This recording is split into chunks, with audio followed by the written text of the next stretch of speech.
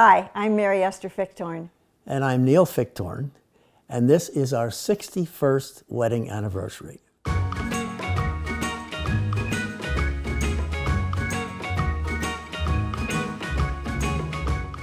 Well, I was a freshman in college and he was a senior. And I went in to audition for the choir. Not that I had a particularly good voice, piano was definitely, I was better at that, but I did go in and audition for the choir. And he was leaning, it was a grand piano, and he was leaning on the grand piano watching for the girls that came in to audition. And I said, he wasn't looking to particularly listen to their voices those days. He was auditioning the freshman girls to see which one he was going to start to date. And on January 15th, on Neil's 21st birthday, we had our first date. So that was the beginning. And 5 months we were inseparable.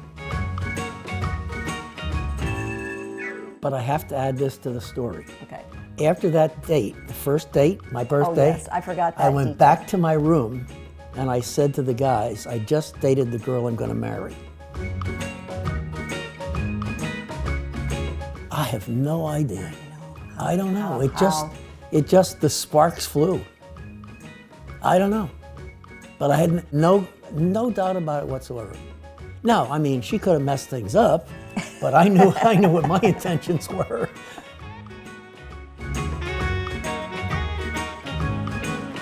And then I went away for a year. My parents wanted me to get this young girl away from this guy. And That's true. I came back after a year, and it hadn't changed.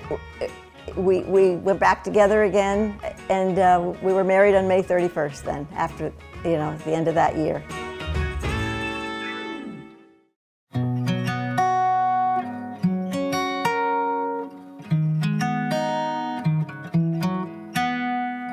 It was in a small, relatively small local church.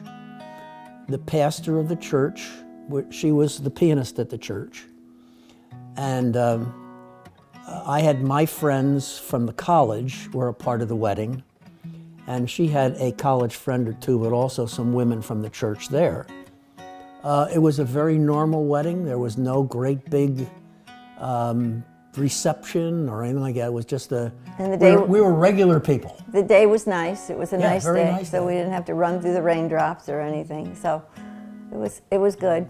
And I would also mention that my parents were uncooperative about this until the day we got married.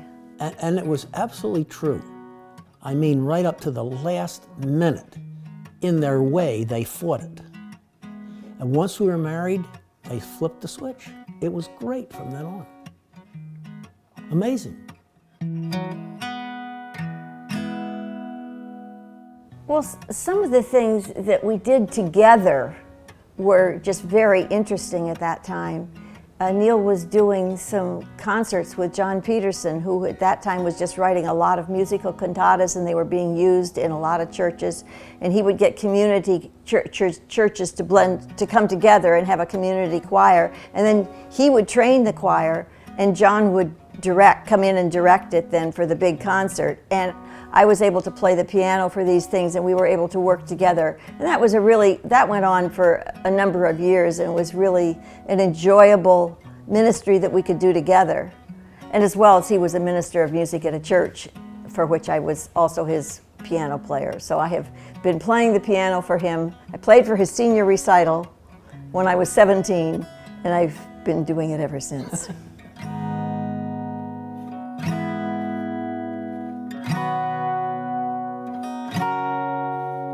I sort of had three desires in my life. One was I wanted a closely knit family. Two was I wanted to travel because I was actually born in a row house in Reading, Pennsylvania. And the third thing was I wanted to direct a Bible conference. And all of those came true. But the desire to travel started when I went to the Bible.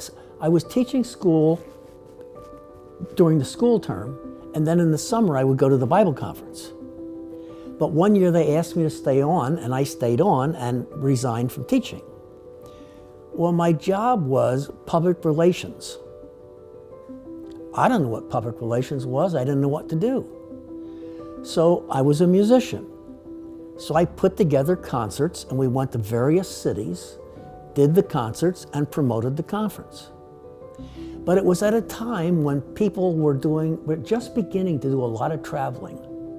And I thought to myself, well, why shouldn't we take people with us and travel? So I put together various travel destinations. And we went to a lot of different places. All over the world. All over the world. Literally. And we took, the first trip we ever took, we took 212 people on a cruise. Another trip was probably a year later, we took 197 people to Hawaii. And you know, these are people that do these trips are generally speaking older and they're retired. So when people sign up for a trip, a lot of times there's cancellations and all that kind of stuff before you leave. So people that sign up, if you have 197 sign up, maybe 185 will go. Well, 197 signed up, 197 went, and they wanted to do everything that there was to do. So our our directors that met with us over in Hawaii that year, they would plan this extra trip and they would think, oh, 40 or 50 people will go. They were totally unprepared. All of ours wanted to go, and they would always be calling at the last minute, send us 2 more buses. We don't have enough buses. It was crazy. It was fun. Crazy. It was fun. But interesting with those 3, dreams that I had. I got to direct lots of choirs, been directing them for all these years. Got to travel. We have traveled literally around the world. I think my present count is 78 countries. And we have a very, very close family. We're not close geographically, but we're very close in terms of loving one another. And we're very grateful.